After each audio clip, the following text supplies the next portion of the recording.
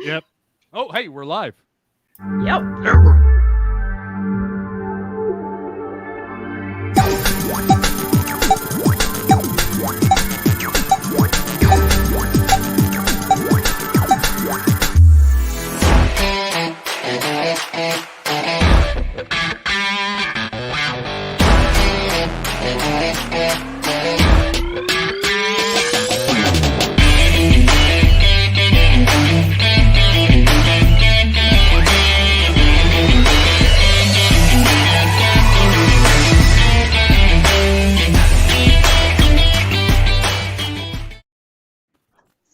Hey, welcome to another episode of Reels and Heels, and we have a full room here today.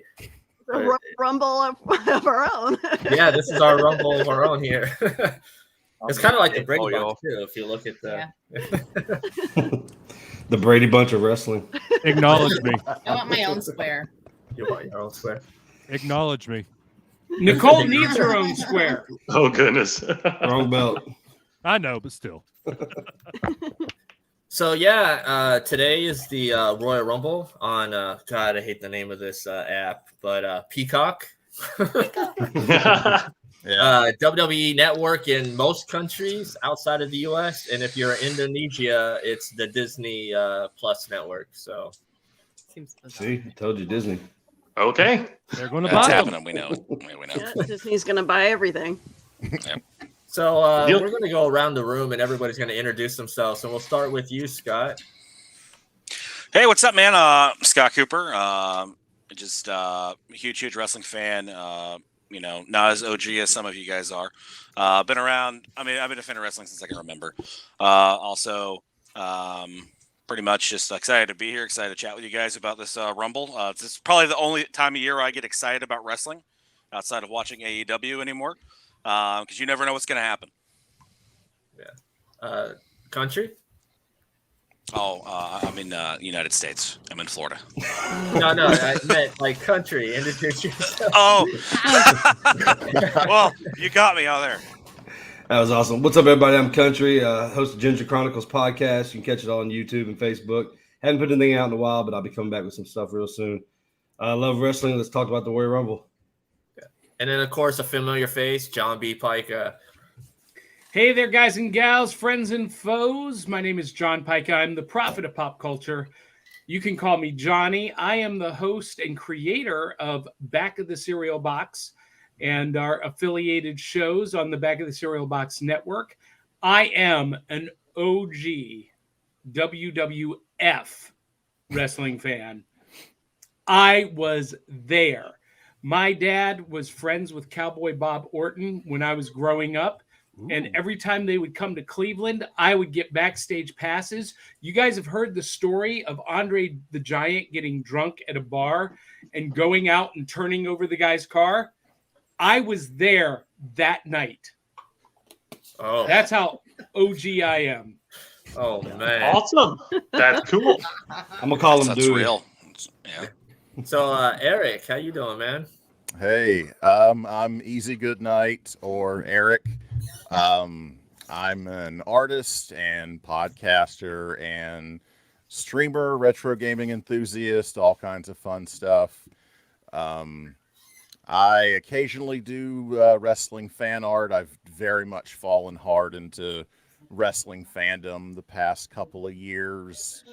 Mostly as a result of All Out. I loved wrestling as a kid, but missed most of the years in between. So Lucha Underground and All Out and these sort of things have brought me back in, but really love keeping up with it and always excited to chat about wrestling with just about anyone with ears. So I'm hyped for this. I mean, and it is true what they say right now. It doesn't matter what company you like. It's a great time to be a wrestling fan. So it really absolutely is. There's good stuff everywhere.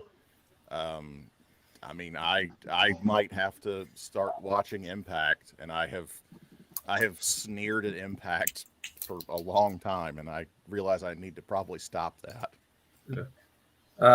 Also joining us is my son, Shane. Hey, Shane, how you doing? What's up? I mean, I'm sort of new to wrestling compared to y'all. Y'all have been watching longer than I've been alive. Gee, I make us am- feel old, man. Thanks, dude. But I'm here to talk wrestling with everybody. I love wrestling, so let's get it done. Like his mere existence didn't make us feel old, Huh. but I you mean, know. Jose, how you doing, man? What's going on, guys? My name is Jose Casabona. I am part of a YouTube channel called The Ravens Flock. I'm the owner, I'm the founder, I'm the content manager of the entire channel. I also host a Thursday night streaming show called Wrestle Rewind, where I recap weekly show editions of WWE, NXT, AEW Dynamite, and Impact Wrestling on Access.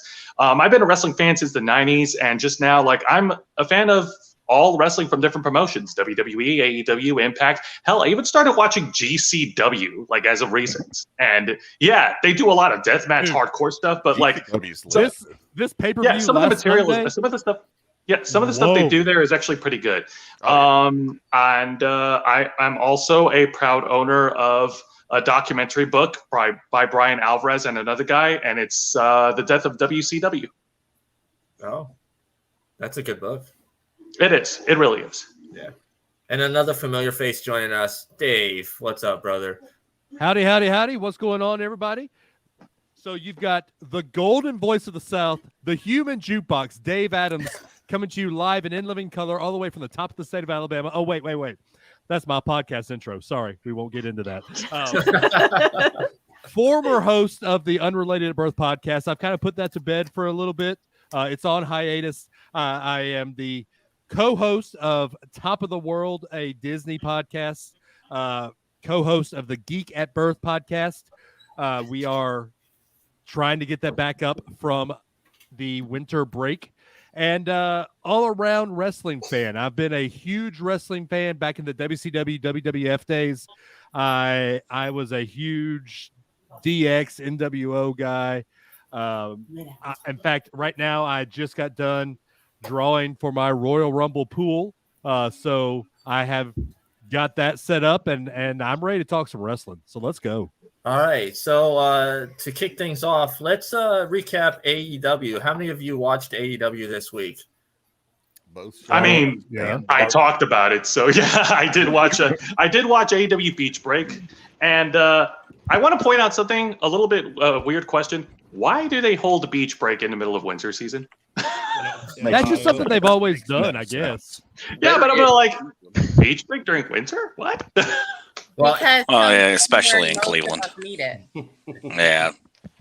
well, what's funny is everyone is like beach break, but it's in Cleveland. Yeah, that was what got me on that one. And I like that Okay. they actually made fun of that. Tony Schiavone. I actually did do a Google search, and I actually did Google, and they do have beaches in Cleveland. So who knew, right? Yeah, but I like how they were kind of they broke the fourth wall because they did that vignette with Tony Schiavone and Ricky Starks. Ricky Starks and big dude Hobbs. Yeah, Will Hobbs. Yeah. and they were kind of like, why are we doing this in Cleveland and it's not at the beach? And you know, Hobbs is out there freezing his ass off because he's just got his overalls on. And we're actually man, I gotta say that is a very, very sweet coat, and I want that coat. Oh, for him. I know, me too. It's so funny because Tony is like, and my hand is frozen to the microphone. Yeah. Oh, You so guys complaining about how cold it is so cute. Look, you Canadians, hush, okay? Hey, listen, I 20 grew up degrees just right now. outside of Cleveland, and the wind coming off the lake in January Oh god. is like it's a death hit. It cuts right through you to the bone. Yep. Mm-hmm. yeah, Yeah. I'm Michigan from born and Indiana. bred, y'all. Yeah, as I say, I'm from Indiana, so that lake effect stuff, man, that stuff sucked. That's cold. I'm originally from New York, so I know it's as cold as it is down here in Florida. It is way colder up there. Well, see, Willow is above the lake effect.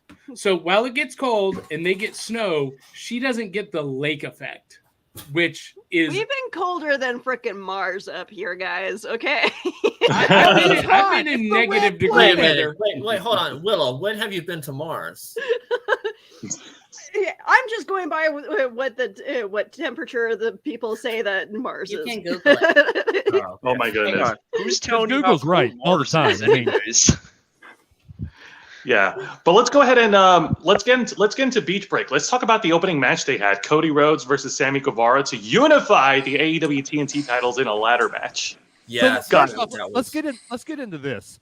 Why in the world are we doing a unification match when they've really only been separated twice? Why do they have to do? I mean, Why they do an Cody interim just had champion when COVID. Cody only took out off a week? Yeah, why Maybe- do we have to do Yeah, that? That was a seemed- little weird yeah. to me. Unless the rumors are true that we do know that his contract is up, so maybe they were trying to play with something there. I don't know. I don't know. I kind of felt like that was a misstep on AEW's part because they could have handled it differently with Cody not being in Battle for the Belts, where he was supposed to face Sammy Guevara for the AEW TNT title. I felt like they could have held that off, and then they could have just made a regular championship ladder match. Yeah. I don't know. So, but I mean, nevertheless, that match now- was freaking awesome. I was gonna say, I mean, yeah, you're gonna have a misstep here or there, but at least the end product between the two was it was a good match, a very good match. Yeah. And it's a start off match too. Like I love how AEW starts off with these main event caliber matches just to get you in there instead of just hopping with a promo. But man, that the and it's quick too. Like honestly, like some of those matches have like a 30-minute build sometimes, and that thing just literally just like popped off here, and just everybody showcased. But man, it really made me like Sammy Guevara even more. I would say so. I think the match itself like really paid off in that. Yeah, So and then what's- us that watched it on TV, we didn't even get their entrances. They were already in the ring when TV started. Yeah. Yep. Now I actually want to point out weird. something. During this match, there was a spot where Cody threw Sammy Guevara over the security barricade into the crowd, and it looked like a lady in the audience like got hit in the face by Sammy. So I like how Cody just stopped for just a minute just to check on and see if she's okay. Like, oh, you're okay. Okay, good. Let's keep fighting. That's been happening a lot in AEW, like where they check on the fans. Like Andrade has done it. Malachi Black has done it. It's something you don't see in WWE much. I don't know if the cameras, they try not to show that stuff in WWE, but in AEW, it gets seen quite often. I wonder if it's just that AEW has camera or like picture in picture and their cameras are everywhere. Yeah. Mhm. So I'll There's tell you. just certain things that don't get the airtime on WWE. Yeah, WWE tries as hard as they can to contain kayfabe, and the fans are just there. I have a friend of mine who sits ringside a lot, and Kevin Owens, always the heel, Kevin Owens. But as a guy, Kevin Owens is an amazing guy. His son has autism, or son or daughter has autism, and so Kevin Owens got whipped into the barricade right in front of my buddy, and my buddy kind of quietly said, "Hey, here's an autism band for you." And Kevin Owens just quietly concealed with "Thanks, man," without really turning around and moving around. So by that, I've heard WWE does not like that fan interaction where AEW really thrives off of it. Yeah, I'm like the WWE really don't have to worry about exposing the business or breaking kayfabe. Like that stuff has been broken a long time ago. Yeah. Like what are they in risk of losing? But that being said, yeah, I do agree with Dave. Yeah. So Yeah. Nicole is a huge Sammy fan. Yeah. And Hey, Nice. you're gonna have to fight Taya for that. Okay, I'm a huge Ty Conte fan too, so I don't really care. I'm keeping that. All right, but, yeah, that was an. But no, insane match. during the match, something I did wanted to point out, even though everything was great, what was weird was when there was a spot outside the ring where Cody was stomping away on Sammy on the floor, and then Fuego del Sol came out to stop Cody from winning. What? Well, so here's the deal.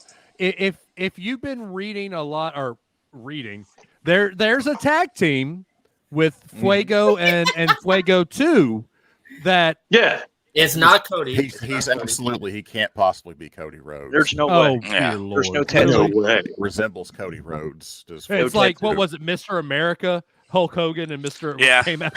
Mr. Oh, America. God. Wait, what are you talking about? So Hulk Hogan came out as Mr. America in a mask for. Wait, what? Yeah, okay. We're straying way off the opening match. It was like 2003. He was only doing like for like what, 2 months? They kept that going way too long. And Juan Cena wasn't John Cena either. Yeah. So, what was everyone's favorite spot in the Sami Cody match? Was it the crossroads? There is a right and a wrong answer, and anything other than the diamond cutter off of the ladder. I was going to say, the diamond cutter off the ladder is the correct Yeah, answer. the leaping cutter from off the ladder, and somehow they miraculously landed in the ring. Like, Cody, Sami, can you not kill yourselves, please? Right. I did like the the easiest off the ladder, though. That was a good one. Yeah, I think also, the ladder was supposed to give a little bit more, and I don't think that top angle, watching his back the way it did, like, I was just like, my god, oh my goodness, I had goosebumps watching that. Yeah, it was crazy. Like just like Sami, man, he just anytime he's in a ladder match, anytime he's in a match where he has to put his body on the line, that dude is Jeff Harding it up out there. Yeah, and he's taking some ugly. That's good and bad. Mm-hmm.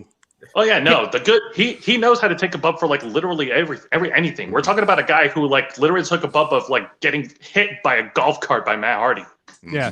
Like, Can we right in also the talk face. about how when we first saw Sammy Guevara as a wrestler, for anybody who didn't know him in the Indies, watching him on AEW, the first time we saw him, he came out in a panda hat and this wacky guy. But now he's turned into one of the top guys in I consider him one of the 4 pillars of AEW. Yeah. So can we talk about how just amazing Sammy's trick has been for 3.5 years? He's definitely improved. He's definitely come to his own as one of the top players in AEW.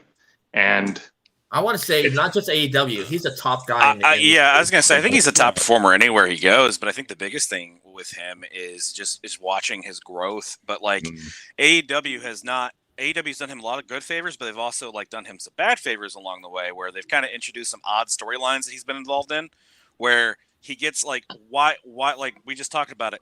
So what was the purpose of Cody winning the TNT title from him just for that 3 weeks, that period of time, and now he's got it again. Like, do we forget about the Cody thing? Because Cody was even stating that, hey, I may ask for this rematch sooner than later, but like AEW isn't big on rematches though. So I think it's to push forward the whole Cody story of is he a heel? Is he a face? I don't know the exact term, but he's the heel that believes he's not a heel. I don't. Yeah. Jose, do you know what the term is? I don't know what the term is, but I know exactly what you're talking about. He is so convinced in his mind that he is doing no wrong and that he's doing the right thing, and yet he's still being rejected by everybody. Like the crowd, like anytime he's on TV, the crowd just boos the hell out of him. Yeah. Like, and he's the anti-hero. His promo was fire. Do y'all really think that is legit, or does he know what he's doing? I mean, is the storyline in your head? So I can say this. So I was at a show in October, and after the show in October, he just starts going like off on the crowd a little bit, going, "Oh, you guys just want to see me turn heel, don't you? That's what you want. That's what would make you happy. Not going to happen." And it's pretty much like along those lines. So he was toying with the idea after the show. It was quite hilarious. Was that the Dynamite in Orlando? Yeah, that was the one in Orlando. Yeah. Nice. It's very. This is so not WWE or AEW related, but breaking news: Tom Brady has retired. No, wow. Yep. Well, the Bucks. Good. Very good. Yeah. Well, that's he can rest easy and enjoy his millions. Good for him. And Giselle. Who do the Lakers, Bucks, Yankees fans cheer for now? That's awesome. Shane coming in with the zinger. They're gonna cheer for Joe Burrow now. Dear God, no. I was wondering. No, they got Patrick Mahomes now. They got it. Oh God. Anyways, I can vouch for that. My brother-in-law is a massive Tom Brady bandwagon fan, and he's already been calling Mahomes GOAT number 2, so he's already ready to jump on that bandwagon. Just wait till his family ruins it for him. I love Can we how talk Shane comes about- in, makes a comment, and then automatically mutes it. It's just so y'all don't hear like my mic because I don't know if there's much background noise or anything like that. Okay. Right. Can we talk about Wardlow and how like he's starting to grow more and more, turning more into a babyface, and how it's going to lead into the eventual like babyface turn when he turns on MJF or MJF turns on him, however it happens. Cannot wait for it. So So here- excited about it. I'm so- Team War Dog all the way. What I am just shocked about is we had these three major factions in AEW. We had the Elite, we had the Pinnacle, and we had the Inner Circle.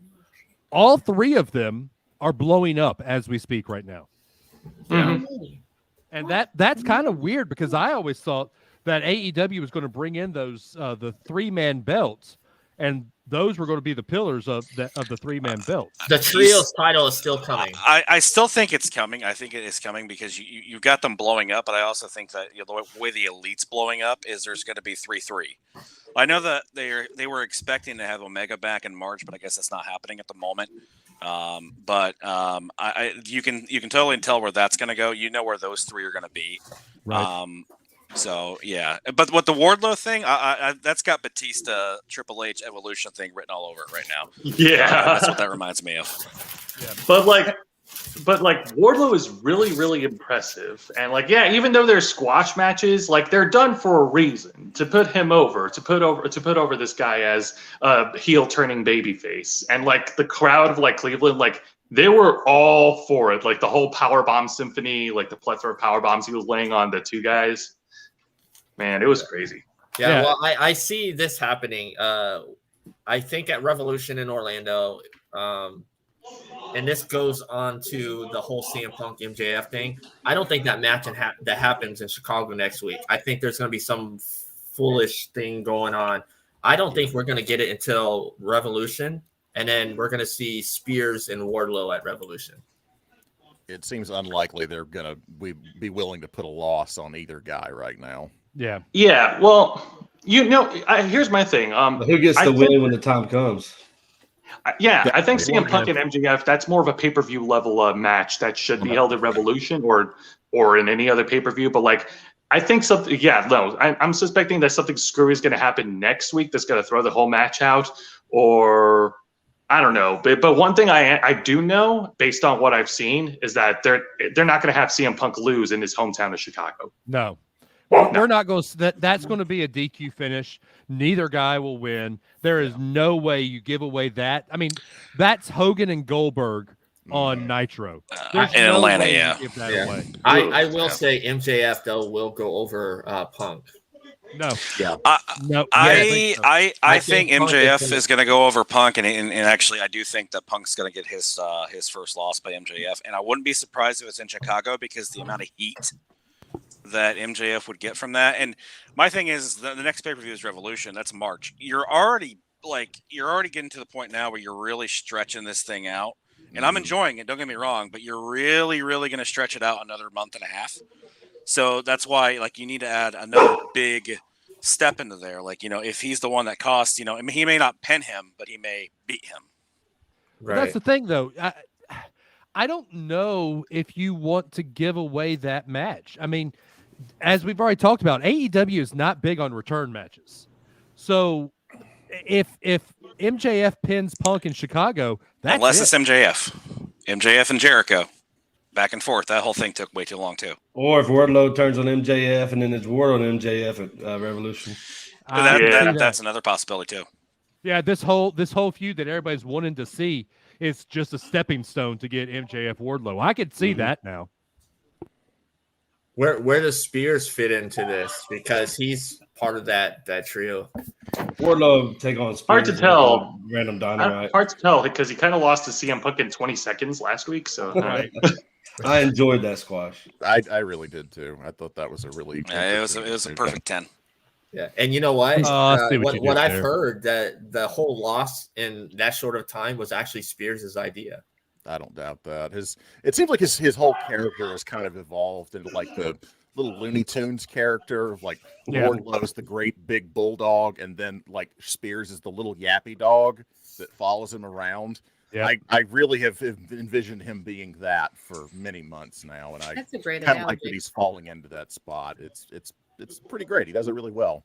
Yeah. What do you think of Wardlow as a wrestler? Are you still on the fence? I'd like to see him do something more than power bam the crap out of people, but I mean, I like him, and I tend to like guys better when I hear them on interviews when they talk about things. So when we watched the Chris Van Fleet interview with him, it was like, okay, I'm excited. So right now, I consider Wardlow Mason Ryan because I haven't seen enough out of Wardlow to make me think he can be that Batista level. He's better than Ryback for sure, though. Well, Oh yeah, who's by not? That's leaps too and much, yeah. bounds better than Ryback. My hand is better than Ryback. Right, exactly. I am 280 pounds, and I'm about 20 pounds overweight, and I'm better than Ryback. Let me So put it this I'm way: next- CM Punk How's that CM Punk hashtag? I'm better was than more Ryback. protected by Wardlow's power bombs than he was with Ryback in 2012. Right. All right, so Willow's gonna hop out here. 'Cause Yeah. he has a DC movie discussion. I'm sorry, guys. I'm kind of cheating on you with another network. Oh. I'll leave you guys with John, but So, John, I just saw your message here. You have an AEW hot take? Yeah, this may get me banned from the channel from any subsequent guest appearances. I have not been watching AEW. I have not invested any time into it at all because I'm like, why should I invest time into a product that is about to be devoured by Vince McMahon? This is the Monday Night Wars all over again. And this Royal Rumble has all of the earmarks of that SummerSlam where Kevin Nash said when they aired that SummerSlam, he knew WCW was done. And I see it happening all over again. So, yeah, why invest in something that's going bye-bye? All right, John. Brian, can I take over for a second? Because here we go. Okay. Here's why. First off, when WCW and WWE were going at it back then, WCW was run by Eric Bischoff, who was a one-trick pony. Look, and I'm a huge Eric Bischoff fan, but he kept trying to reinvent the NWO over and over and over and over, and it ruined the product. And then to try to fix the product, they hired the man that was pretty much the ruiner of the Attitude Era of Vince Russo. I love Vince Russo. Vince Russo was great. He created controversy. But in WWE, WWF at the time, he had checks and balances. There were no checks and balances in WCW. What you have in AEW now is a man that has more money than Vince McMahon and Tony Khan and Shera Khan, who owns the Jacksonville Jaguars. And he can actually go out and So did Ted Turner. No, he did not. Ted Turner had sold it at the time. When WCW went under, WCW was part of Time Warner Media, and Ted Turner was no longer part of it. In fact, that was if you read, it was Jose or Eric, I can't remember who said it, The Death of WCW. If you read The Death of WCW, that was part of the problem because they were not getting any money. Yeah, AOL. He is speaking the truth, and I can confirm it in my book. Yes. Yes. But you guys have a good day. I'll check I on will. you. You will. So what makes awesome you think that talking to you. Khan won't sell AEW to a conglomerate? Because Khan is just like me, Brian, he's having fun with it. He Jose, ain't going nowhere. Eric. Khan is a bigger wrestling fan than he is a business fan. It's not a business to him. It's his toy. It's his. It is what Filoni or Dave Filoni and John Favreau are doing with Star Wars. They're 8-year-old kids playing with their toys right now. So you will never, ever, you like that? You will never, ever, ever see Tony Khan sell to Leave it to Vince Jericho. McMahon. I also think Yeah. In fact, and here's my point, and this is going to make John mad. In fact, WWE is what WCW was back in the day. Vince McMahon is continually trying to reinvent the attitude era, the ruthless aggression era, and that doesn't work. Look at the crap he pulled with NWO 2.0 or NXT 2.0. It was amazing. Fans loved NXT Black and Gold, but he had to get his own hand involved and make it a Vince McMahon product, and now it's a cartoon. You will see cartoons, you'll see dinosaurs, you'll see Luchasaurus on AEW, but that's because fans love that stuff. They are trying to do what the fans want. AEW is fan service. WWE is Vince McMahon's sandbox. And I also think fan service is equatable to jumping the shark. Yeah, but I also think we have to look at this. So you're talking about a time period where the internet was barely existing, right? So what fandom is, you can't just measure it in, like, we talk about ratings, right? AEW's ratings this week were really good. Yeah, right? over 1 million. Networks. Yeah. So the ratings are there versus anything that's ever. And remember, I don't think AEW is challenging WWE because I think they're playing two different games right now. Right. WWE is more of a content network, a content provider. WWE can live off its old stuff forever, right? Because of what they've done. AEW, you know, is recent years, but man, like, look at the traction, like look at social media, look at all this stuff. And you got to think, at the end of the day, it's a totally different game than what we saw WCW versus, you know, I mean, yeah, they've taken shots at each other. You know, AEW takes a lot of shots at WWE, at least when it comes down to their stars, you know, former WWE stars. Of course they're going to. But WWE, you know, especially if they're going to be opening up the forbidden door, to me, that even shows now more than ever that they're just about providing content. And eventually, they're just working off to sell their own company, which they will in the next 2 years. Yeah. So I mean, that's what Nick Khan is prepping everything for. Yeah. So I think the hot take would be WWE will actually be bought and sold before AEW. And here's AEW is not going to be sold to anybody. Tony Khan's not letting that go. Right. Yeah. WWE, John, I agree, will be sold. I think it'll be sold to Disney. That's why I think when you look at the two companies, you have WWE. They focus more on the younger kids. Disney. You got AEW focusing more on the later teenage, the adults, everybody who grew up and were there for the Attitude Era. That's what AEW is focusing more on. You can tell by everything they do is, I mean, the ladder match this past week, clearly going all the way back to Shawn and Razor WrestleMania. Oh, hands down. They're reusing a lot of stuff, coming up with a lot of new stuff. But when you look at the two, they're marketed to two different genres of fans. I mean, there's still going to be some adults like us who will watch the Rumble tonight, but we don't watch as much WWE as we used to. But right. those younger kids are, and that's still they're going back to the old Hulk Hogan '80s style of marketing the younger kids, and I think that's why they'll be sold to Disney when they do. Well, so here's my thoughts on that. So, one of the things that Vince McMahon was able to do better than anybody else in the early '80s was create superstars. He can't do that anymore. Superheroes. Yes, and across genres. And somewhere in the 90s, they lost their way. And there have not been any real new superstars in the WWE at the same level that there were in the 80s. There have been a handful, like John Cena and The Rock. John Cena, definitely. I've got to stop you. Come on. Wait. Up until now, there have not been these pop culture icon superstars, and now they're starting to be pushed again. And I am going to predict right here, the prophet of pop culture is telling you that with this Royal Rumble going into WrestleMania, you are going to see new cross-platform superstars emerge like we haven't seen since the Rock and Wrestling era. The only way you will see that is if John Cena comes out in the Peacemaker outfit, and that is not happening. With the theme music. With the theme music. With the theme music. Oh man, That thank would you, Dave. end the Thank you for breaking the ice. Yeah. for WWE for sure. Surprise entrant. No, That would be hilarious to see. It won't happen. See, and John, okay, to your point, man. First off, AEW has beaten WWE already.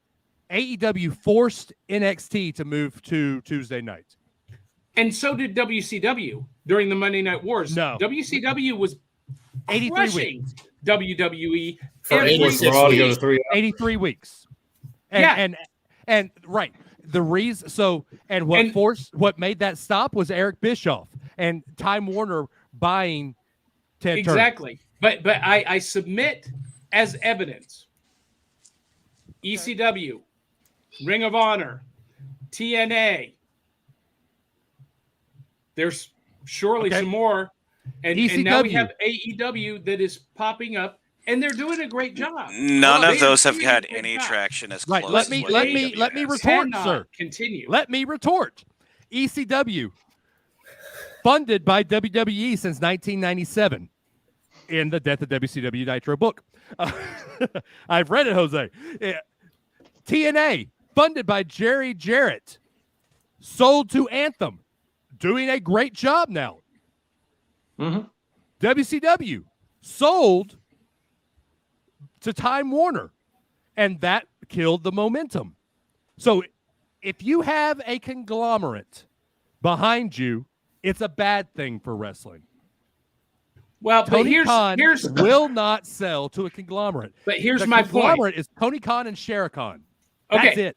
And that's fantastic. But here's what they are lacking. They are lacking the WWE's experience and track record of creating multi-platform superstars. You don't need that in So, wrestling. but here's my question is, yes, you do. So, No, but you that's the just, exact same reason so you need just it said in- though that WWE has not made bona fide superstars since the 80s, right? So their track record, obviously, in your opinion, isn't the great, even though we have the 90s with The Rock and Austin. The Rock and Austin is why, and D-Generation X is why they kicked WCW's ass. Yes, right? but where have they but been for the last 10 years? But where there have has been no superstars? But in WWE wrestling hasn't for the last crafted 10 anybody years. either. But the thing you That's have what to I'm talking about. have. That's what I'm talking about. I'm But that's the telling you thing, that though, is, right now, so who on they their roster? are poised to But who? create the new superstars. Who? Show me who. Who? You're going to hate me for saying this. It's coming from the women's division. Sasha Banks is about to blow up. She should. In a huge way. She should. Sasha's great. Sasha's Yeah, great. 100%. I agree. Banks came a long way. But here's the problem with WWE is every single time you push somebody or you want them to push somebody, then they just crap on it. Like they get the momentum. That's why we've been pushed to watch things like AEW, because you see the payoff of the Page Championship, right? Like that was a 2-year story. That's what we missed. We missed those stories of Austin chasing the title. We missed those stories. Now it's literally, we want Sasha to be pushed, but they're not going to do that. They're going to sit there and push her for a day, and then Charlotte's going to beat her again. That's actually a good point, because the WWE does have a bad track record of mishandling baby faces, or rather anyone they want to push into the main event. I mean, the Roman Reigns experiment is a big example. John, let me present to you my Exhibit A. What the fans want versus what WWE wants. I give you Zack Mother effing Ryder. The fans wanted Zack Ryder pushed to the moon. He grabbed that brass ring himself, and he made himself who he was. But WWE pushed him down and said, "Fans, F you." And put him in a wheelchair. That's the problem. WWE doesn't listen to the fans, and they do what Vince and the board, Bruce Pritchard and John Laurinaitis, all three of those men, they do what those three men want to do. And I am going to submit, as a creator and someone who is creating content, That's the way it should be. It is not. The minute As you a start creator, listening to you the listen fans, to the people you create for. No. You've You've got to create your own unique vision and then find the audience for your vision, for your creation. That's how you maintain a long-term successful career. The quick money grab of fan wanking does not last. The quick and you're money going to grab. see it with the Marvel. 3 years. You're going to see it with the Adam MCU. Page running against This whole the thing title. with the Marvel Universe, doing the multiverse and giving the fans what they want and what they expect. It is akin to jumping the shark. And 20 years from now, we're going to sit around going, Dave, you're on the right why track. don't we man. have We're thinking comic the book same thing. movies anymore? Boys. All right, guys. Stop playing in the sandbox. So this sweet demure little girl right here wants to say something. So when we say multi-platform, you have to understand that we have multi-platforms happening in AEW. It's just that it's a different kind of multi-platform. We might not be boosting them out into superstardom as far as movies are concerned. However, if you think about the demographic of like 10 to 30, a lot of what we watch streams on YouTube.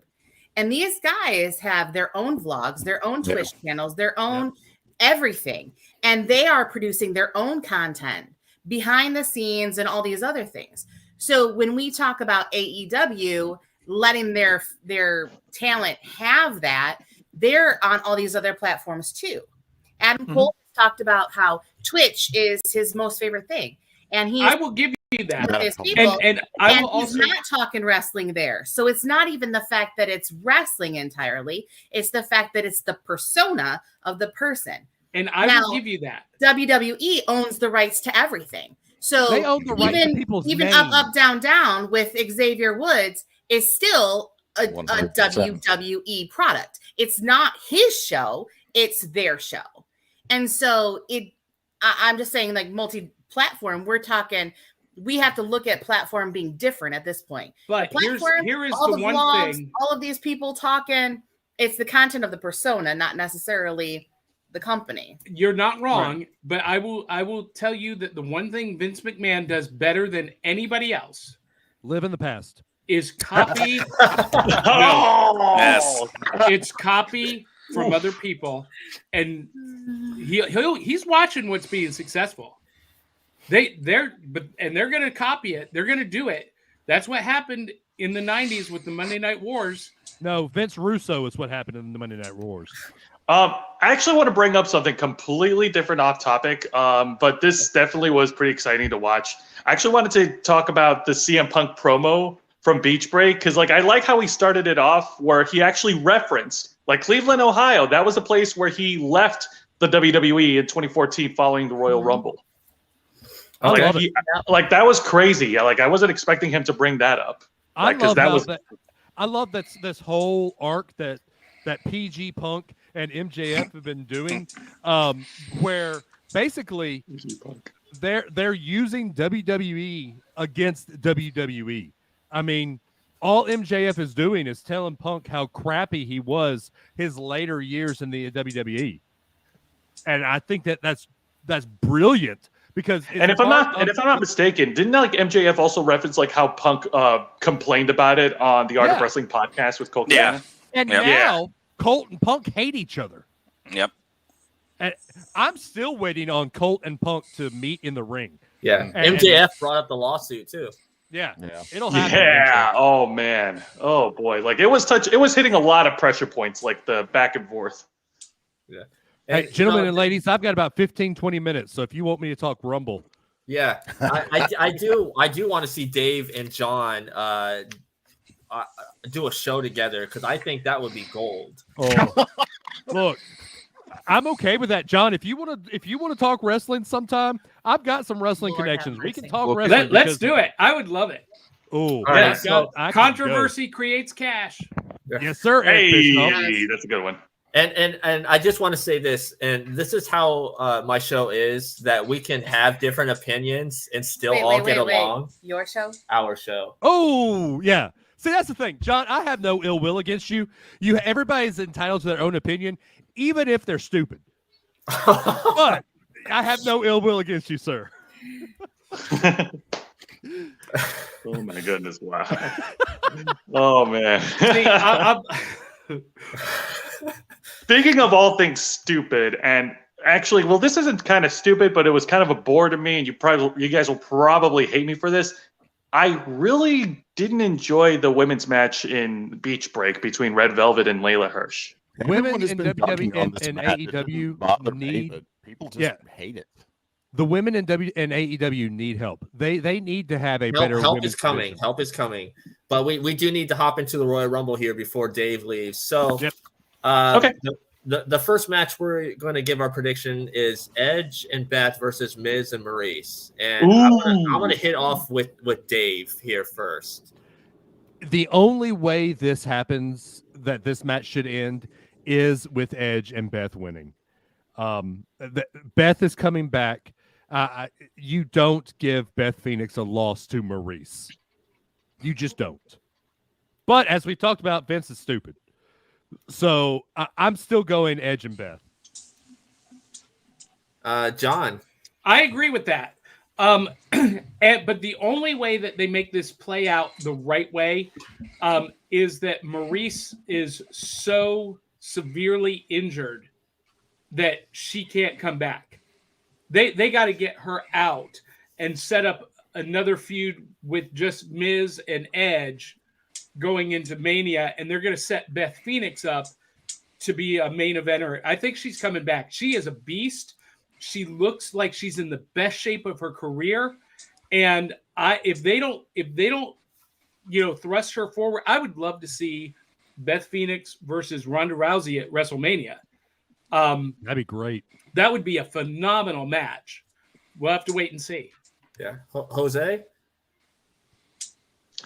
I'm sort of split between 50-50 here, because on one hand, I can see Edge and Beth Phoenix coming out with a big win, but on the other hand, I would see the Miz and Maurice win, but not clean. I predict that they'll have a long fight, and that there'll be some sort of screwy finish in a way that doesn't make Edge and Beth Phoenix look weak against them. You guys get what I'm saying? Yeah, I understand. Yeah, I understand. Shane. Well, I mean, a lot like Jose, I could see this going both ways. I mean, they brought back Beth, and she's looking really good right now. I think they're going to keep her around for a little bit. So they could have Edge and Beth win, or like Jose said, have Miz and Maurice win in a dirty way and drag it on a little bit. What about you? Because I'm an Edge girl, and I will always be an Edge girl. Since like straight up 1990. I won't say the digit.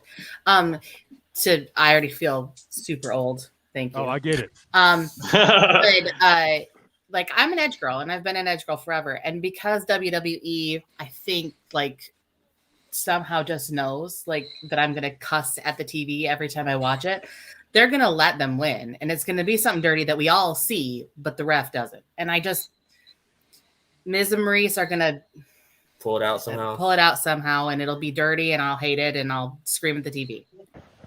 Because she'll yell words that we can't say here. Will I hear her in Alabama? Scott, what about you? I think it's one of those things where you got to think about pre-road, like it's road to WrestleMania, right? So I think it's going to be Miz and Maurice are going to win, and I think it's going to be in a way that Miz is just going to run with that program for the next 2 months, humiliating Edge because he beat him and his wife, and I think you're going to see either a rematch of this same match, or there's going to be one in one corner, one in the other corner. Is this going to be something that we eventually just don't care about? That's how I'm feeling with that, unfortunately. But that's just got the writing on the wall for that. Eric, what about you? Unfortunately, I don't have much of a dog in this fight. This is a storyline I've not been following very much, so I don't know. I would maybe lean Edge, but I'm not educated on the matter. Only thing on the card I don't really have much of an opinion on. Country. So do we know for a fact that Beth's coming back full time, or isn't just a one-off? We don't know for a fact. No, we don't. But it seems like the way they have positioned her, it would be talking about stupid. It would be really stupid not to capitalize on her. So it's going to be a one-off. It's going to be a one-off, right? We know WWE isn't known for doing things the fans exactly want. One-off situation, I see Edge and Beth winning with Beth pinning Maurice. If they were to keep Beth around, do a long-term thing like throughout the summer, I can see them like with a sneaky way. Maurice and Miz win. Maurice gets the win over Beth in a humiliating way, and then they have a program going to the next pay-per-view. Yeah, because there's got to be a blow-off to all this. Oh, yeah. It's either going to be tonight or if they keep Beth around for longer, then I can see them having something for the next pay-per-view. Yep. There's always one mixed team tag at WrestleMania. This could be your mixed team tag at WrestleMania. Yeah, and like a few have said, this is a 50-50 booking, in my opinion. I hate 50-50 bookings.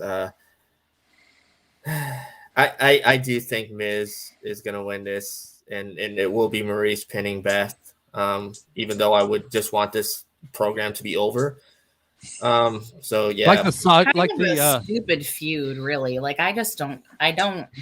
But can we talk about how brilliant Mike Mazarian really is? Mike Mazarian is. He has props to him all the way.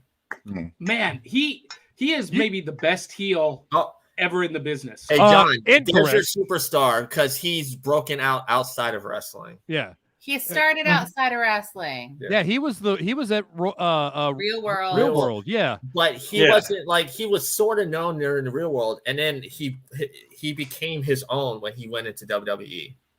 Right. And definitely. And movies, and now they've got the series with him and Maurice on whatever channel that is, which is hilarious if you ever watched it. I haven't seen. I think my favorite moment of the Miz was when he cut his like really fiery promo in 2016 on An Edition of Talking Smack when Daniel Bryan called him out for being soft in his work, and man, he just lost it completely. Can we just sit here for a second and reminisce where John called the Miz the best heel in the business over MJF, Ric Flair? I mean. I didn't say he was the best. I said he's one of the best. I say he's the ultimate heel. As a heel, you want to be hated. You want to be disliked. You don't want anybody cheering for you, buying your shit. None of you want to be hated. That's the heel. And when in the Miz's career could you actually say that fans cheered for him?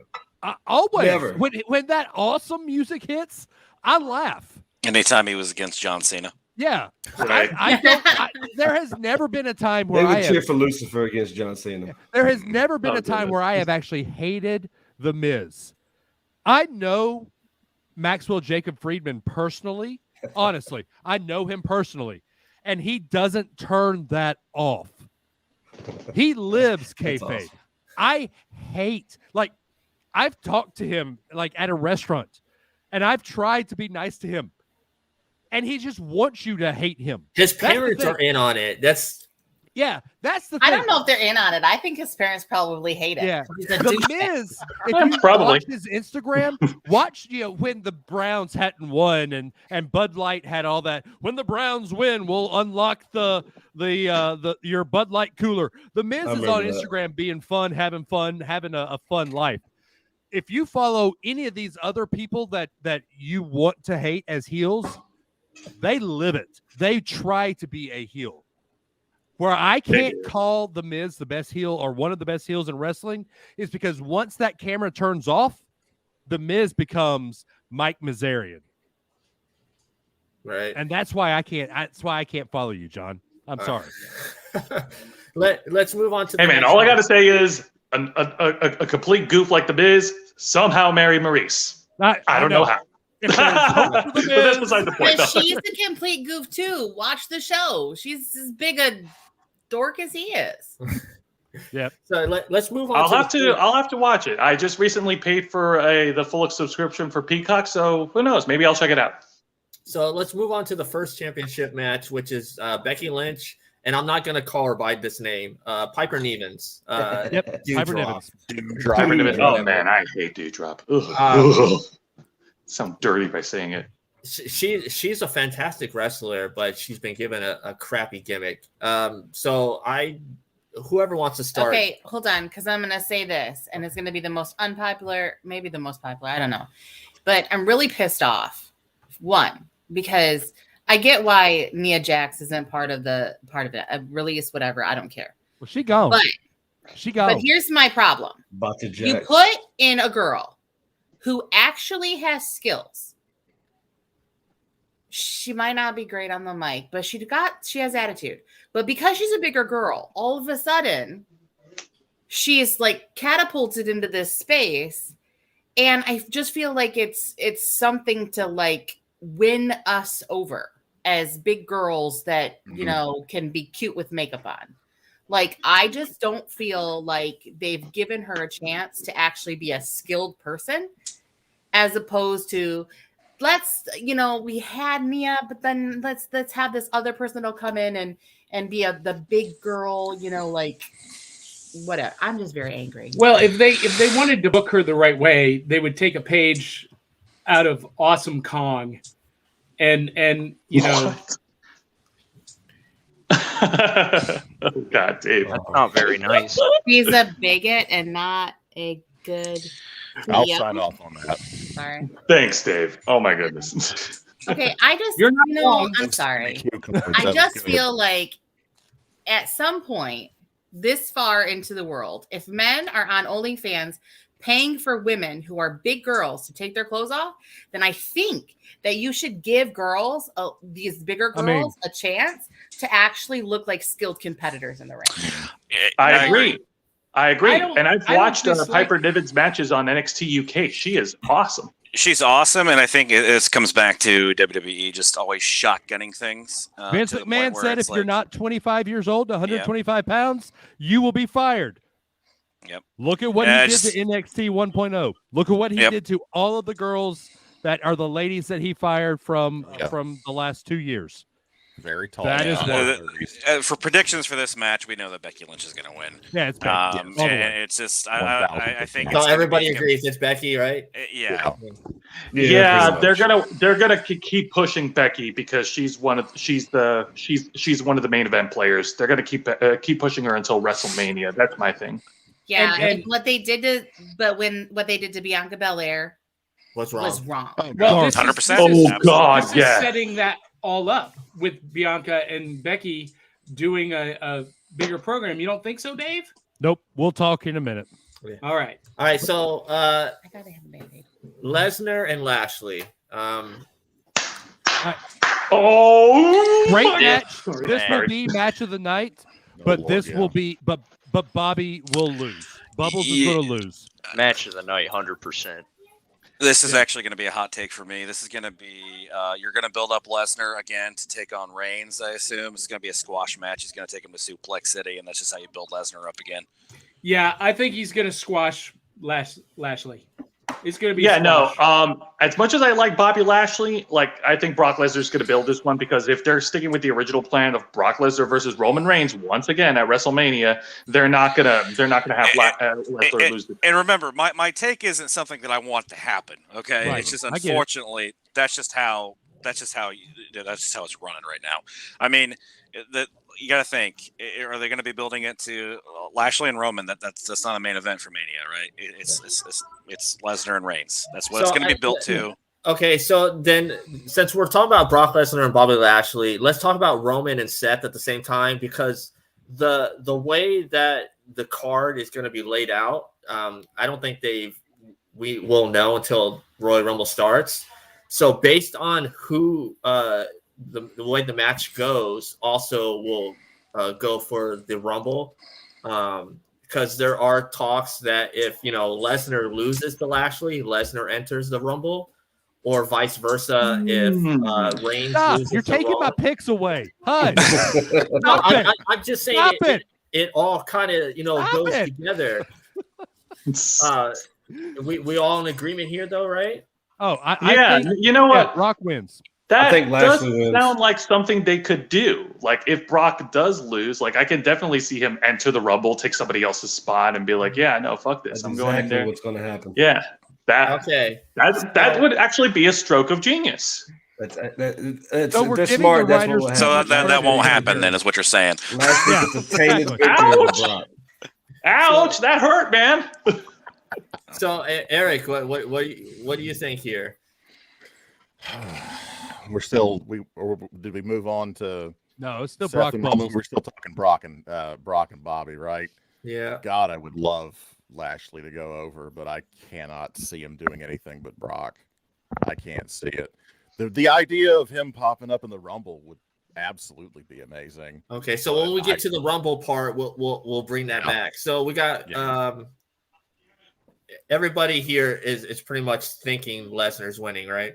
Yeah, I'm thinking Lashley. I do want to make one comment. Thinking What I do Lashley? want to see happen in the match is Bobby Lashley taking Lesnar to Suplex City. Mm-hmm. Oh, Who's That would going, be could put on such who's an going amazing through the match announce and table? with the squad. I don't think eBay in that match. No.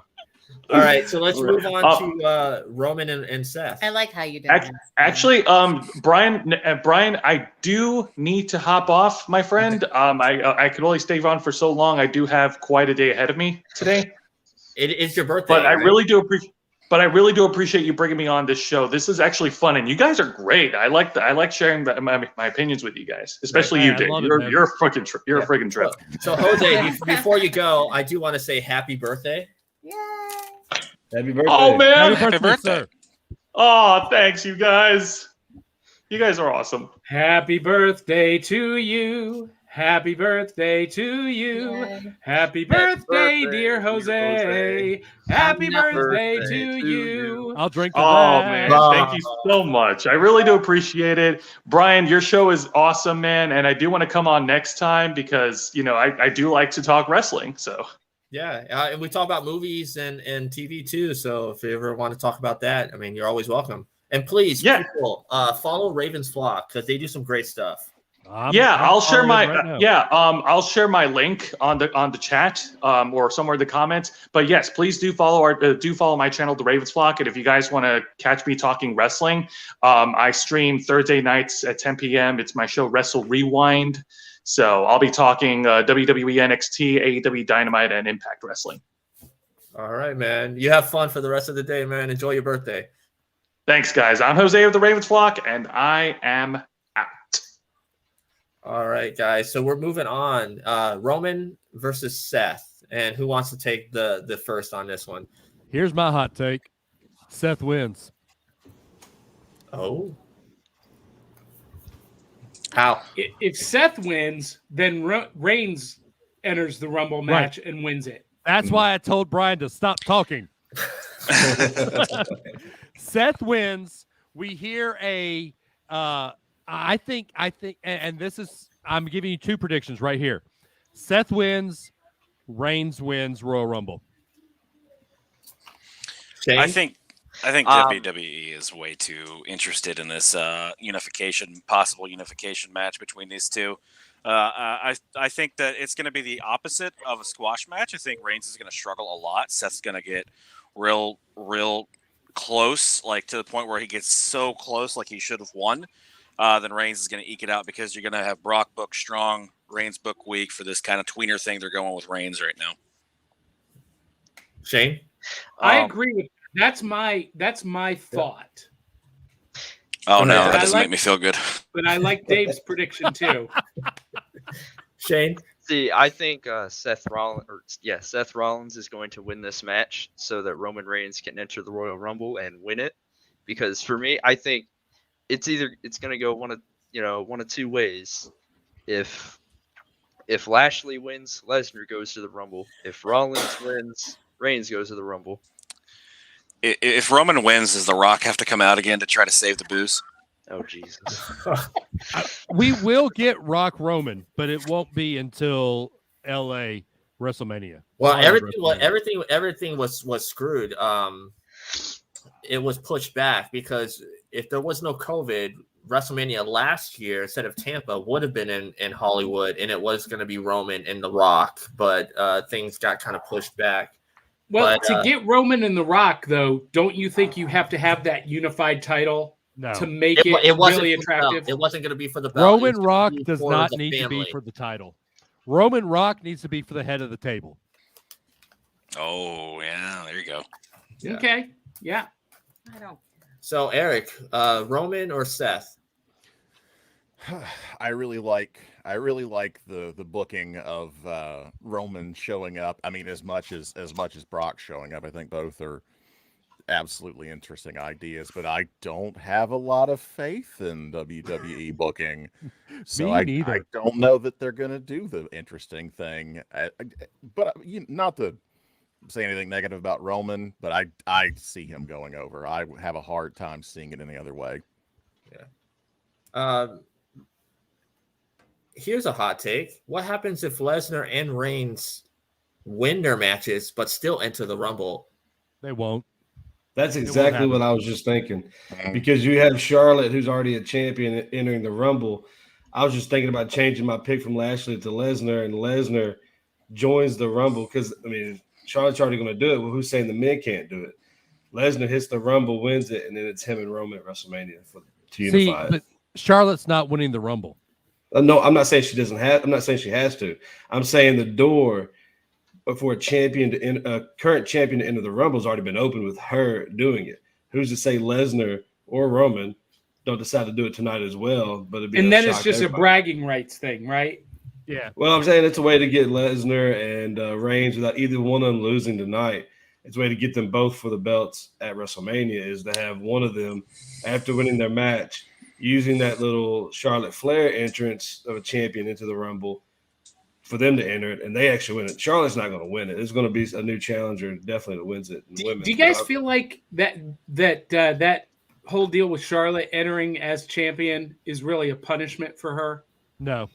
No? They're not burying her, you don't think? No. No, in fact, they're doing the opposite of burying her. They're pushing her to the moon, and everybody hates it.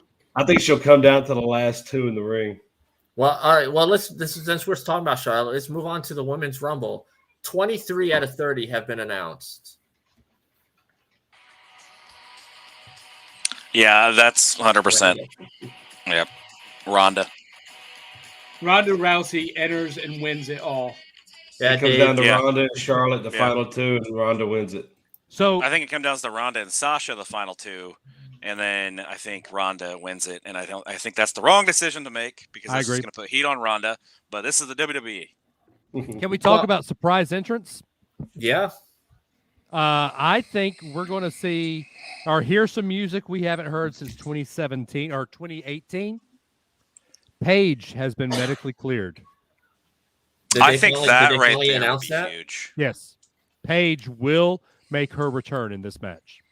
Yeah, I think that would be the one that would be, to me, that would be the biggest cheer. Like that would be like a equivalent to like what an Edge got when he came back.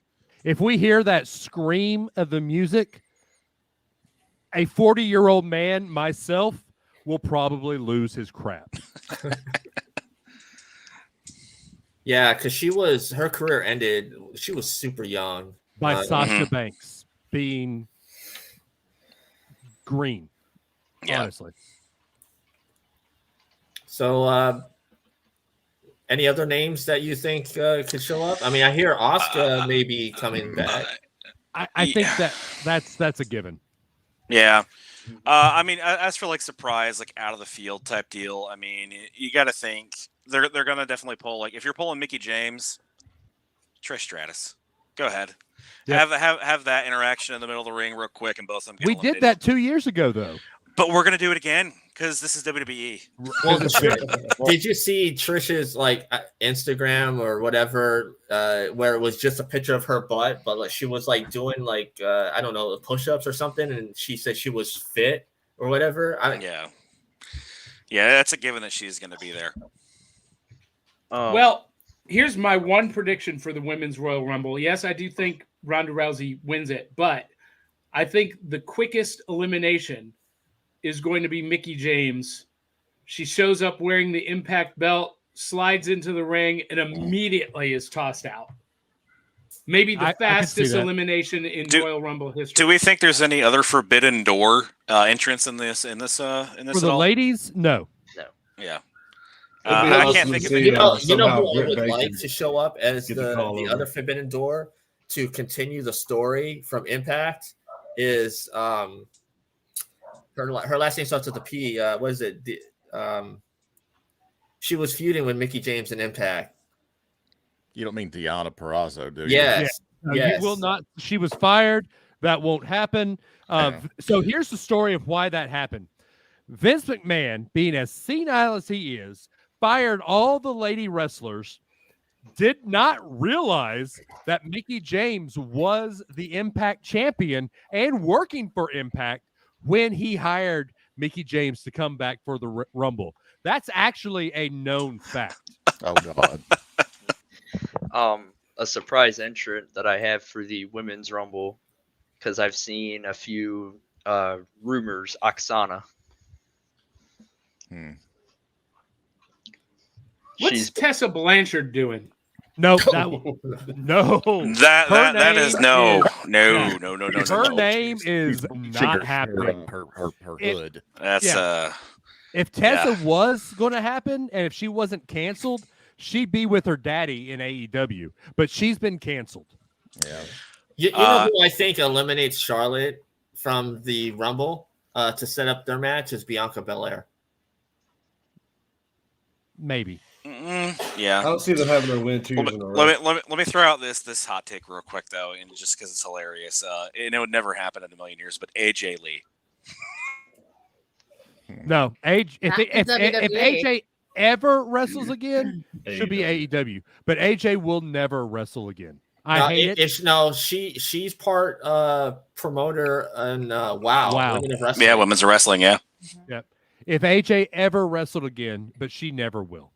She is now on that book tour, and she is an advocate for mental health and women's health, and she will never get in the ring again. Yeah, she's writing children's books, right? Is that what it is that she's writing?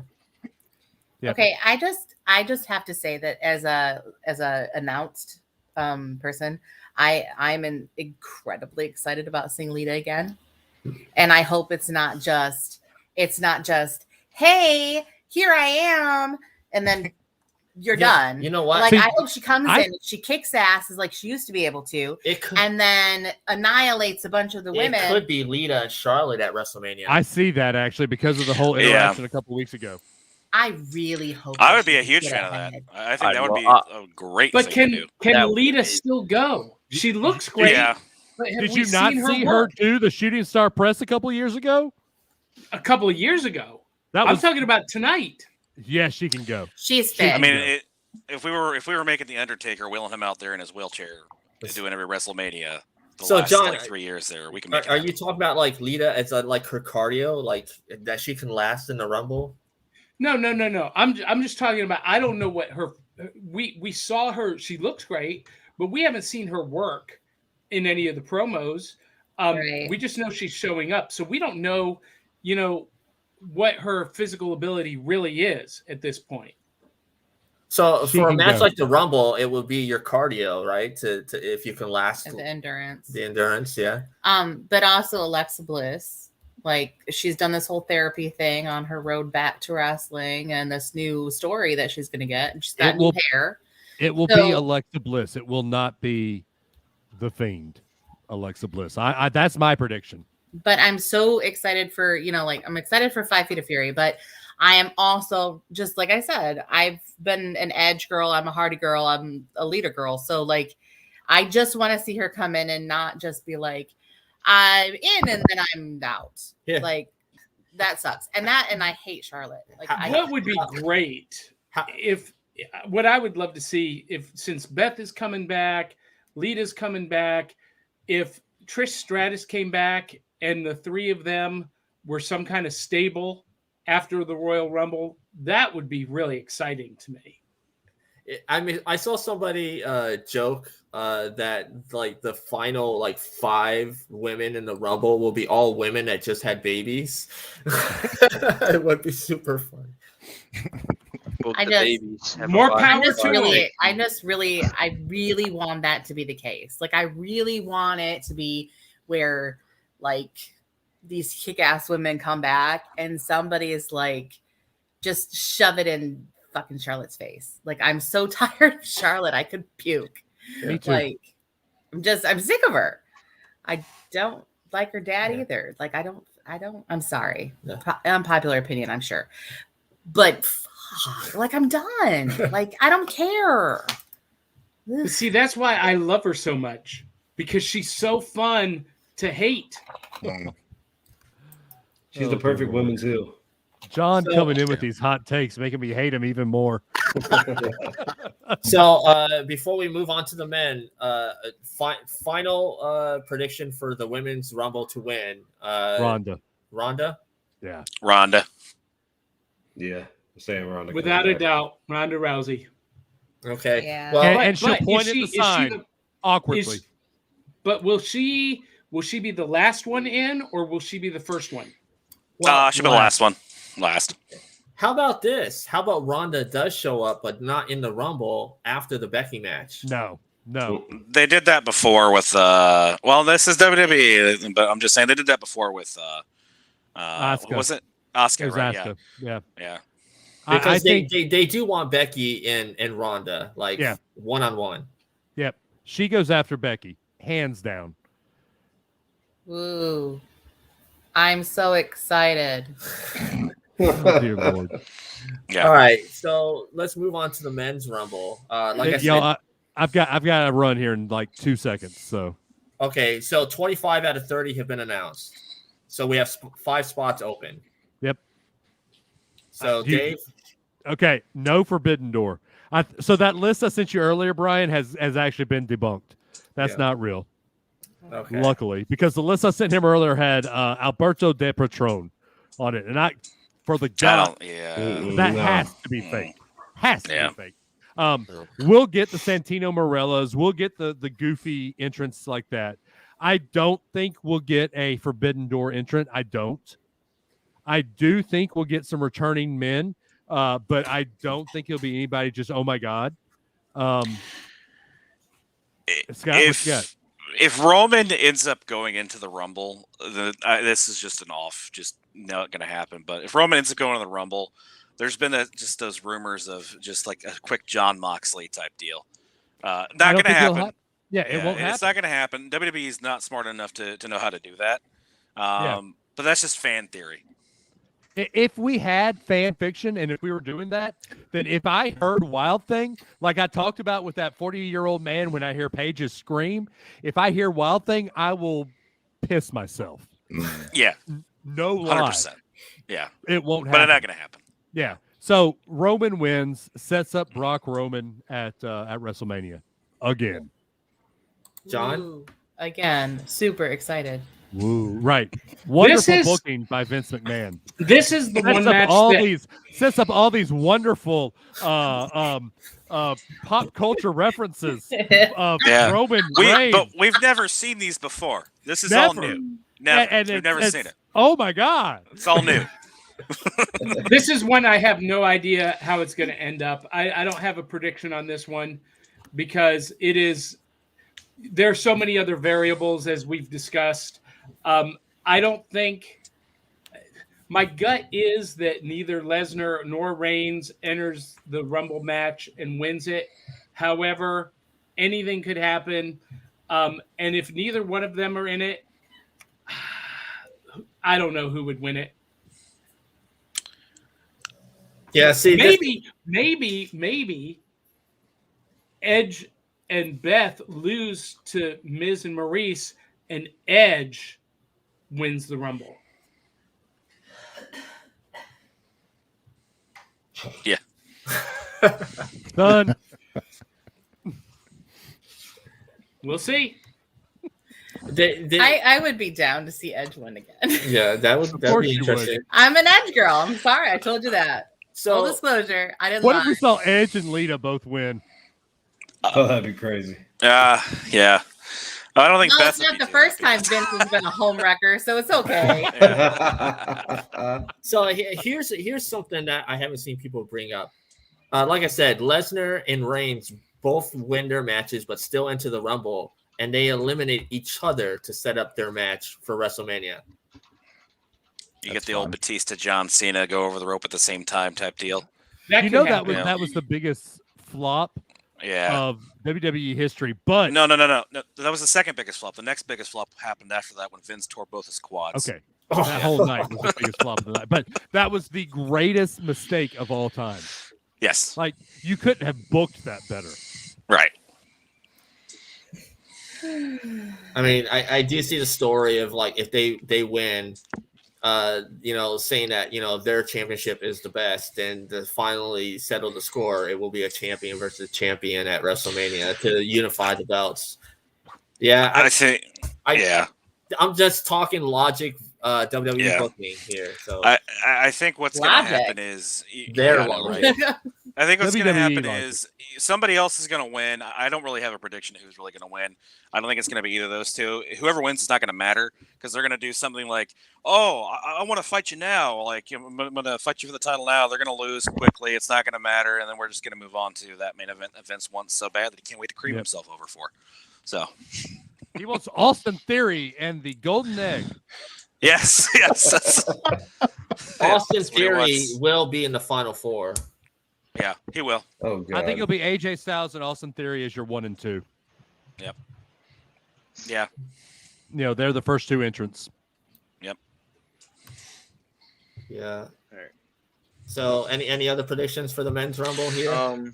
So currently, I think Roman Reigns is going to win. However, let's say Roman doesn't show up and Brock does, or they both show up. I think Brock wins if he's in the match, and it's going to set up Brock. But what does that serve? Nothing. I'm so excited. It doesn't serve anything, and that's what WWE does. Bingo. Give us Brock versus Roman round 357. As I say on TikTok, bing bong. Bing bong. I see Lesnar winning and then winning the Rumble. Make it stop. So, all right, Dave, where can people find you, Dave, so everyone can follow you? Everywhere. D Adams 419 on Twitter. Top of the World Listener Lounge for my Disney stuff. Geek at Birth podcast. When we come back, because Unrelated at Birth will come back. Unrelated at Birth. I'm a travel agent, so Dave at GoGalGetaways.com. I help run a wrestling group called Impresario. Find us. We talk wrestling there a lot. Just everywhere. Just find me, follow me, all that fun stuff. Yeah. And then anytime that Alabama's playing a sports game, right? Oh, anytime Alabama's playing, if you want to follow me personally on Facebook, it's gold. Trust me, Brian can probably tell you. My Facebook page is gold when it comes to Alabama football. We had some interactions every now and again. Oh, yeah. I understand. Hey, look, Shane, you ready to curse you? And let's let's talk about this for a second. Tennessee sucks. Hey. Oh, hell give us a minute. We finally got a good head coach that I can feel confident in. Not no scum defensive coordinator from Alabama who wants to hand out players money and try to get us suspended. And Dave, before you do go, I am serious. I think the entire time. I think you and John need to hook up and do something, because I think you guys could come up with something gold that would break the internet. We can have John, you need to come on Geek at Birth one time with me and Ryan when we have it, and we'll have just a wrestling go all out and go from there. All right, Dave. Thanks for joining us, man. Sounds good, Dave. Good to meet you, buddy. Brian. See you, Dave. Hey, thanks, guys. Talk to y'all later. Hi. Can you hear me?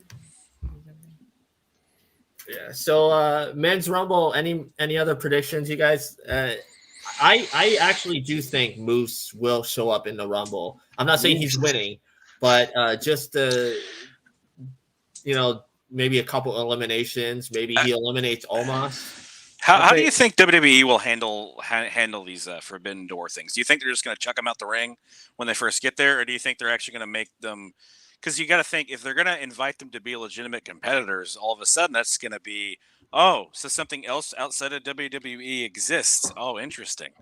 So I don't know how they're going to handle that. Like, I would love to see it. Like I said, future fan booking, that'd be fantastic. I just don't know how they would do it. Like, my problem is I'm thinking about WWE now and how they've been carrying stuff. Not this what we always want them to be is the issue when it comes to that. I just don't know how they would handle it. I think it's just WWE and Impact and I because Impact isn't working with AEW anymore right now. Right. Not saying down the road it will, but I think Impact and WWE have some kind of backdoor deal. Maybe some of their stars show up in a WWE event, and then they'll send some of the WWE guys to Impact for an event. Just it's 2022, and if you look at the wrestling in the industry as a whole, WWE's got to get out of their bubble, and I think this is the year we finally see it. I mean, they've done it before. This isn't the first time. I mean, they did it back in the 90s with, New Japan. They did it with New Japan. New Japan all the time. NWA, when they brought in Jarrett, and gave him the North American title. They've still brought in more people. They did it with Cornette and Smoky Mountain. A lot of lower companies. Never did it with WCW because that was their main rival. I don't see them doing it with AEW because AEW is getting up there to be one of the biggest rivals. Impact now is more in that very lower tier, just barely alive type organization. And plus Mickie James is former WWE, most of her career at WWE. So they have that history there. I can see them doing more with Impact, but like they did back in the day when they ECW, they bring some ECW stars over all the time. See, what might be a good idea for Impact and WWE, let's say Impact has some of their developing talent. You can get them with WWE guys, help them grow and get better. And I think they'll have a deal kind of where they help these guys. It could be, but Scott, I have a weird prediction. Hey, just 1 second here, because Scott said he has to hop off. So thank you for joining us, Scott. This has been fun. Where Absolutely. can people find you on social media? So they can find me on social media anywhere at Millennial Nerds. Anywhere, TikTok, Instagram, YouTube, anything like that. I'm getting ready to relaunch the podcast again. Really exciting stuff. It's been an awesome experience, guys. Great show. I'd love to do this again. Once I have everything, set up properly, sounding great on the other end, just like John does over there. But yeah, just awesome opportunity, guys. Thank you. Yeah, thank you, and you're always welcome to join. And I love networking people. As John will tell you, he's been on here plenty of times, and he's made a lot of new friends to our show. So, yes, because we're so gigantic, and everybody watches us. Hey, you know what? We're all in this together, right? We're all creators. We love talking about this stuff, so we're all in this together. So, I greatly appreciate it, guys. Thank you, and you guys have a good day. Enjoy the Rumble for what it is. Yes, enjoy the Rumble for what it is. I'm looking here at Santino Marella. What if he accidentally wins the Royal Rumble? No. Why would he accidentally win the Royal Rumble? Because that's how they would book it. That like he enters, and it's because he would be a winner that would have no consequence, no impact on the setup for Lesnar versus Reigns going into WrestleMania. Yeah, because they have Raw and SmackDown where they can always reverse decisions and stuff. And because when is WrestleMania in Dallas? Is it April? I think it's April. Yeah, it should be the beginning of April. Yeah. So, they have plenty of time. And then, of course, they have the event in Saudi Arabia coming up. What is it, Elimination Chamber? I don't know what they're calling the next event. And, I'm looking at his picks right now. The dude's in the best shape of his life. He's a trainer. He's actually a legit wrestler. He can go. MMA guy, yeah.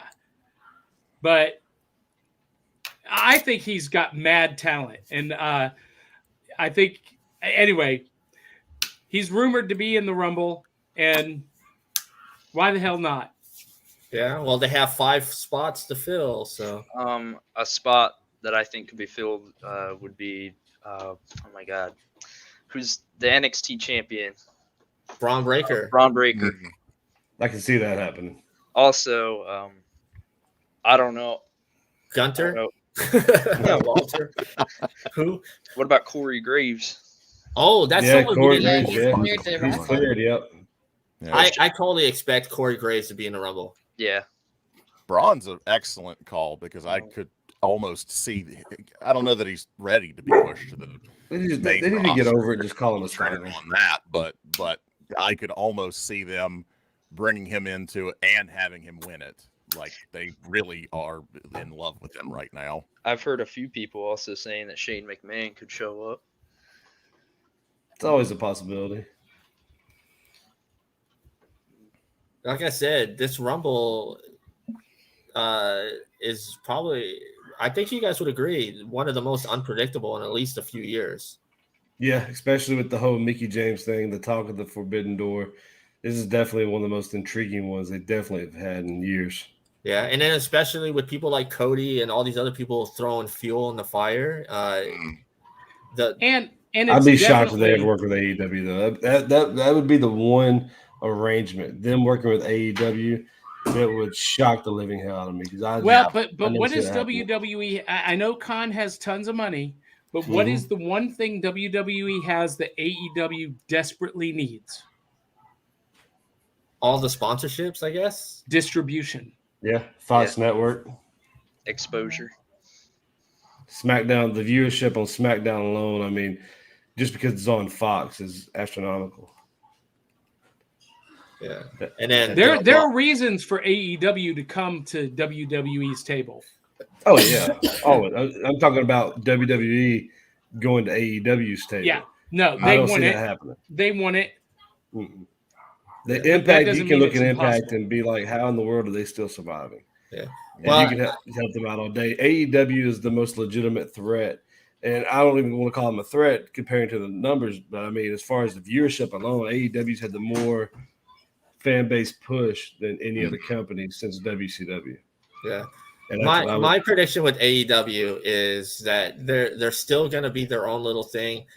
I think after Discovery takes over Warner Media, Discovery will look at AEW and will want their content on their streaming service, because Discovery has been talking about, instead of spending money on HBO Max and Discovery Plus, to merge those streaming services into one, so everything is all in one service, and that they would want to compete with Peacock and have wrestling, so they would put AEW stuff on there, since AEW and Warner Media, TNT and TBS already is awesome. their stuff.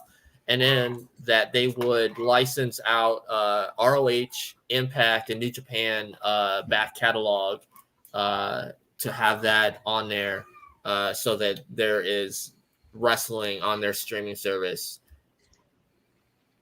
I would pay for that app. John, you're muted. I will give AEW one huge prop.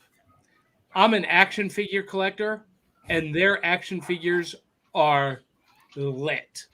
Yes, they are epic. Yeah, we were at Walmart last night. They had Britt Baker and Dustin Rhodes, where he was wearing the blue makeup. I was like, that's a really cool figure. I should honestly start picking some of them up. They're so hard to find.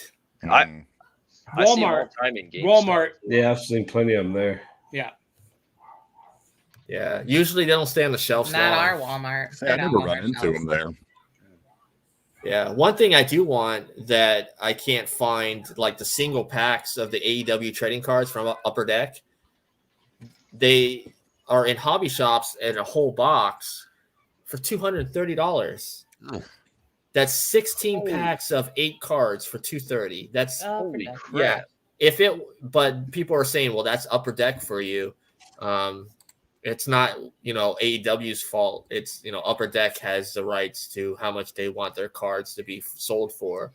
And I was like, $230. I would pay that if it was the complete series of the AEW cards, but not 16 packs of 8 cards where you can get doubles. But this isn't that a way to drive up the market, like the secondhand market, though? Probably. To drive up the price of Upper Deck single cards, so that people actually hold up more of a collector's value to them. I think Eric and John, you both are collectors, right? Of different things. Sure.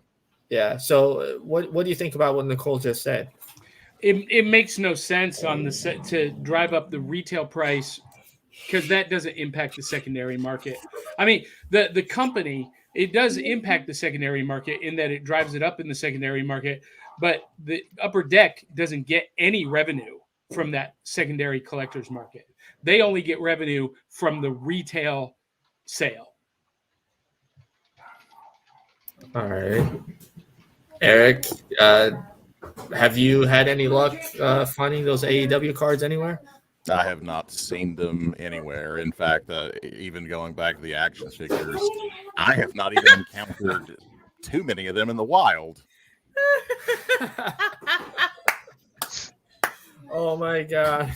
Hey, So we I don't go- know about the I'm gonna go ahead and hop off, Serpentico guys. I'm gonna cards, go. but that Take care, country. Serpentico figure Have a good one, is epic. Oh, they're really It's good. an They're awesome really good. figure. Yeah. Well, this has been a very fun show, and I always love having John on.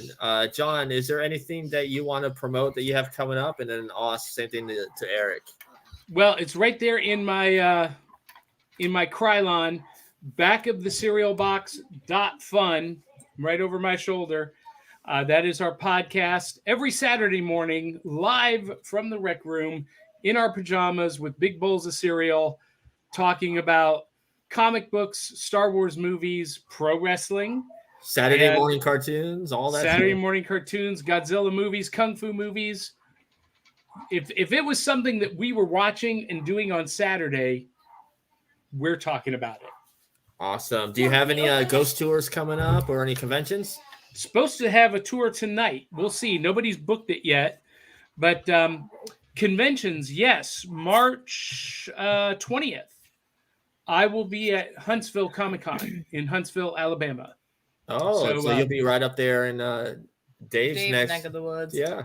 Yeah, maybe I should invite him to be a co-host because we'll be broadcasting our show live from the celebrity panel stage. Oh, you'll definitely have to reach out to him. But yeah, man, I appreciate you always coming on, and what you guys are doing on your podcast network is awesome. You have lots of different. All kinds of cool You have content. like stuff about crypto, like Bigfoots and all that stuff. Well, it's Cryptid, all right? because Cryptid is that what? it's because it's all the stuff that I love. You About to know, have it's all the Bigfoot stuff that dream I big love. one. So, and we're getting ready to expand. We're looking for some additional co-hosts for some other shows. And we're giving first preferential treatment. Nicole, you'll like to hear this. We're giving first preferential treatment to our lady friends because we do not want to be a sausage fest network. I have to be in touch on that one because that would be fun. But no F-bombs. Aw. Well, I'll be good. I'm getting better. So there you go, John. Go check out the Pints and Pixels Barcade in Huntsville. It is pretty epic. And when we're down there in March, we are going to do a live road trip episode from Pints and Pixels. So That's awesome. Yeah, we'll do a whole review of it. That's cool. Well, I will let you know that Shane is a huge race car fan, and he actually has. You have a racing league, right? Is it on PlayStation or PC? PC, well, PlayStation, but yeah. He has fun with it. He shows me videos and stuff, and they do like I race Hot Wheel cars. So if you want to come race Hot Wheels, hey man, hold up. Blazing their toys. Oh yeah, he's got some cool stuff. Why he's getting that? well, Eric. so you know what we do, Brian? I don't know if you've seen this, but I take 100 feet of track with a ramp and a launcher, and we go to conventions and we do Hot Wheels racing for charity. That's awesome. Hey, People can sponsor a car for $2, and all of that money. Is it like different to charities that you just? Well, right now we're doing Comic Books for Kids is the charity that we support. That's awesome. Kind of Hot Wheels we racing? We racing big Hot Wheels. Woo! We racing little Hot Wheels. Yeah, that's awesome. If it's a car, he has it.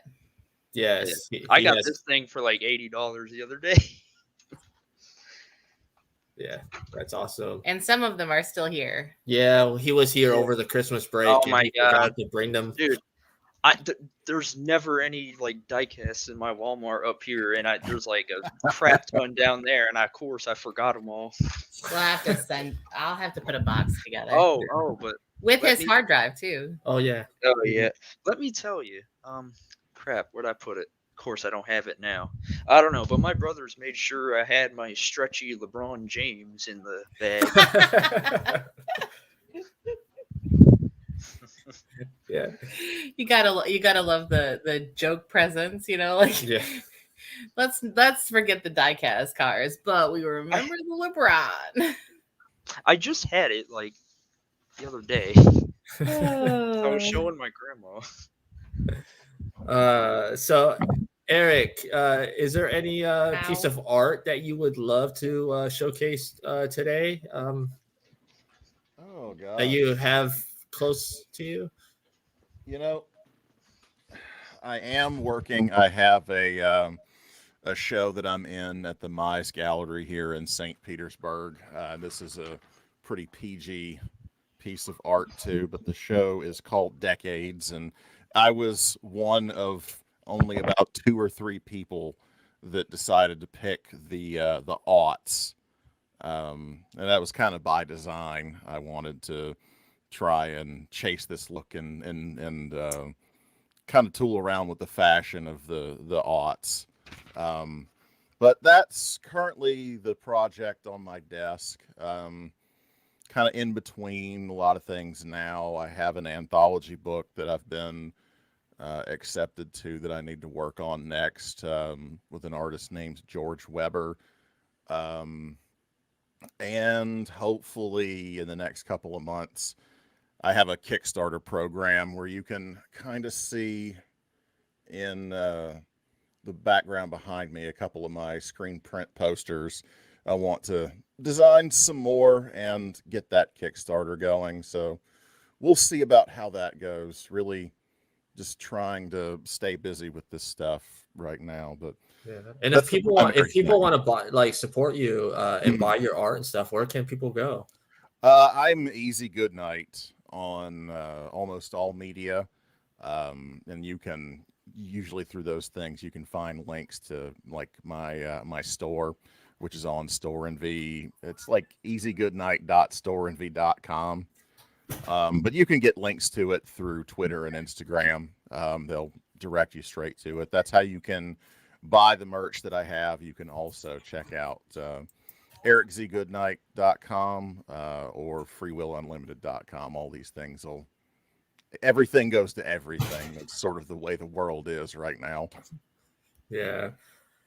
Well, I appreciate that you came on, and Shane, thank you for joining us. This was fun, and John, of course, it's always fun to have you on. I hope everybody enjoys the Rumble tonight for what it is and whatever happens on the Peacock network here in the U.S. and WWE network in most countries, and if you're in Indonesia, you're on Disney Plus. So that is a thing I did not know for sure. I'll be sure to go watch it in Indonesian. That was announced just yesterday. So strange. So strange. I think the Rumble is going to be really fun regardless, though. Yeah, I mean, the Rumble is always, besides WrestleMania, the Rumble has always been my favorite pay-per-view that they put on. Yeah. So we're going to close out the show with the ringing of the bell, and we'll see everybody next week.